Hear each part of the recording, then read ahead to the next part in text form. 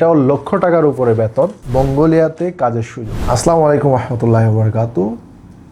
Agriculture worker বা কৃষিকাজের জন্য, এই কৃষিকাজের জন্য 8 ঘন্টা ডিউটি, 700 ইউএসডি স্যালারি, এটাও লক্ষ টাকার উপরে বেতন, মঙ্গোলিয়াতে কাজের সুযোগ। তো মঙ্গোলিয়াতে যারা যাবেন এই কাজের জন্য, এগ্রিকালচার ওয়ার্কার, অবশ্যই এগ্রিকালচার ওয়ার্কারের কাজের জন্য আপনাকে ইংরেজি জানতে হবে, ইংরেজি পড়তে জানতে হবে।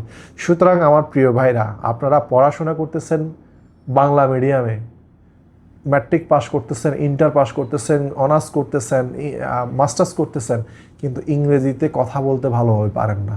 সুতরাং এখন থেকে আমার প্রাণপ্রিয় দেশবাসীর জন্য উদ্দেশ্যে একটি বার্তা, সেটা হচ্ছে আপনারা যখন পড়াশোনা করবেন, আপনাদের ছোটো ভাইদেরকে পড়াশোনা করবেন, অ্যাটলিস্ট 1-2 বছর ইংরেজিতে পড়াশোনা করাবেন, ইংলিশটাকে আপনারা গুরুত্ব দিবেন।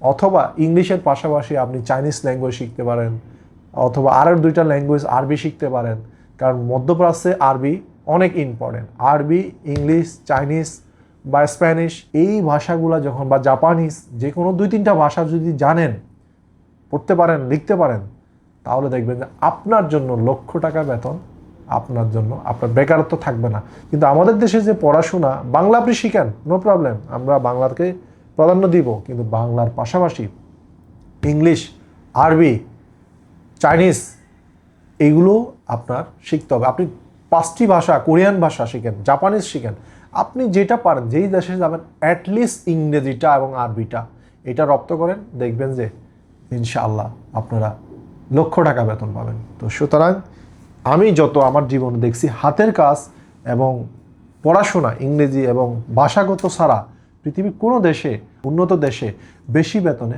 লোক নেয় না।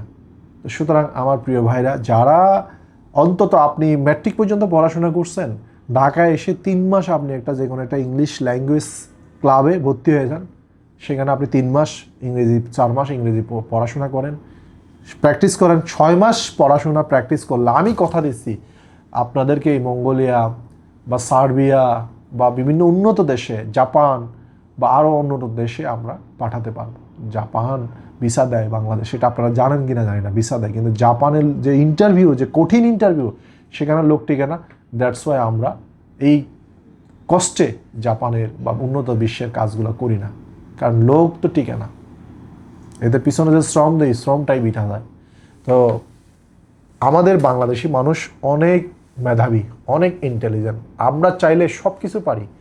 আমাদের যারা বাংলাদেশি ভাইদের উদ্দেশ্যে একটি কথা বলবো, প্রিয় ভাইরা, আপনারা একটু হাতের কাজ শিখেন, একটু ল্যাঙ্গুয়েজ শিখেন, ইনশাআল্লাহ আপনারা দেখবেন যে ভালো ভালো বেতনে যেতে পারবেন। প্রাণপ্রিয় প্রবাসী ভাইরা, ভালো থাকবেন।